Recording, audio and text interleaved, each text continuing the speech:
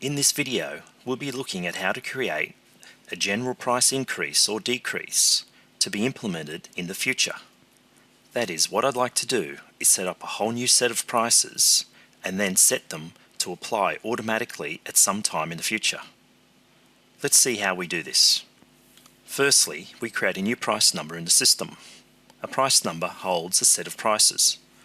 We can then copy the current prices across to this new price number.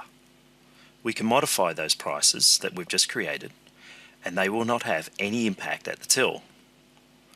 Once we have those prices set as we wish, we can then schedule that price number be copied over the current prices so that at that time they take effect. Okay, let's now do this. Firstly, we need to go to System Setup and we need to go to Venue Stores and Tills. You only have access to this if you have System Setup privileges. If you do not have these privileges, you may need to ask your BPOS support to do this step for you. Now we need to edit the venue that we wish to make this change for. We double click on the venue, we go to the Names tab, and you'll see right here all the price names for the system. I can use any spare one, but it's probably best to use price number 8. I'll rename it and I'll call it Price Inc. I hit OK, and now I have my new price number in the system. That price number we just created would have all its prices set at 0, or if we had previously used that price number, it would have the previous prices. So the first thing we need to do now is to copy the current prices over to that price number. We do this by going into the Tools menu and select Price Copy. Here we have the price copy screen. Firstly, we can select the product group that we wish to copy the prices for. As we wish to do a general price increase, we must select the base product group, or whichever is the base group in your product list. Then we can select a store to copy from and a store to copy to. If you only have one store, this would be straightforward. If you have multiple stores, you would need to select each store in turn.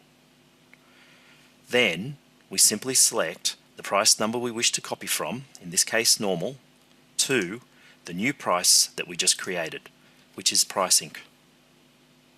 The next option I leave as all sizes. I do not wish to create a product store if the destination does not exist. And then at this time I can actually make my price change. I now have options to increase or decrease the prices.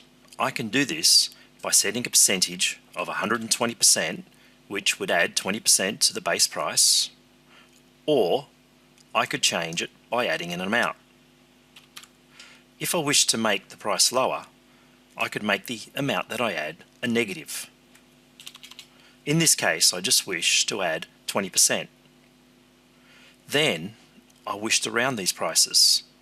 I don't wish the prices to go to anything other than 5-cent rounding. Once I have this set, I can print a report and see what my prices would look like. Or, if I'm happy with that as a change, I can go ahead and make the copy. Remember though, you must do every individual store to ensure that all the prices are copied across the same way. Once we have done that, we can go ahead and create the job, or firstly, we can go into the products and we can edit these prices on an individual product. If I look at the product screen now, you'll see that we have the Price Inc. price also shown on each product. Using this, I can go through and modify any of the prices I wish. Additionally, I could create a new view in the product list that includes this price. To do this, I would simply create a new view, add the product name, scroll down to the prices.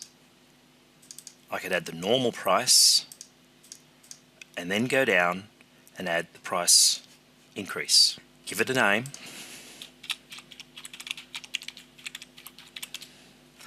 And then I can see all my prices, plus use the edit mode to modify these prices.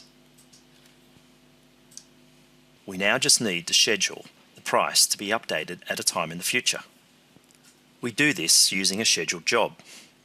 Once again, over in the System Setup menu, if I scroll down, I see Job Setup.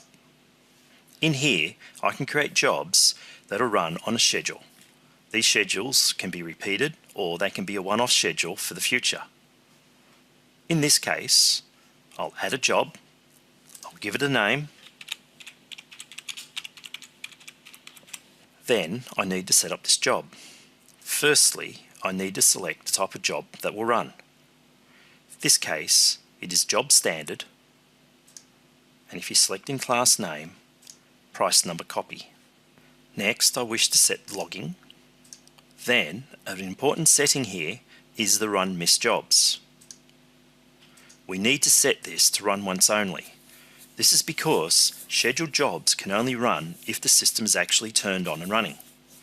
If for some reason the computer has been turned off when the scheduled job is supposed to run, putting the run miss jobs to run once only will ensure that the job will still be run as soon as the system is started up. Now we need to set up the schedule of when we want the price to be copied. First we set the date and time of when we want the price to be copied. In this case, I wish it to be the 20th of October at 1 AM. That will ensure that this job runs on the 20th of October at 1 AM. However, it will run every year at this same time. What I wish to do is set an end date of that same date. This means that this job will only run once this year on this date, and it won't occur again next year. Now we need to set the price numbers that we wish to copy. We select the one to copy from, which is the price ink that we added, and we wish to copy it back to the normal price. We have now completed our job. Clicking on the OK button, we have our job sitting there, and it will wait until 1 AM on the 20th of October, and then our prices will be changed.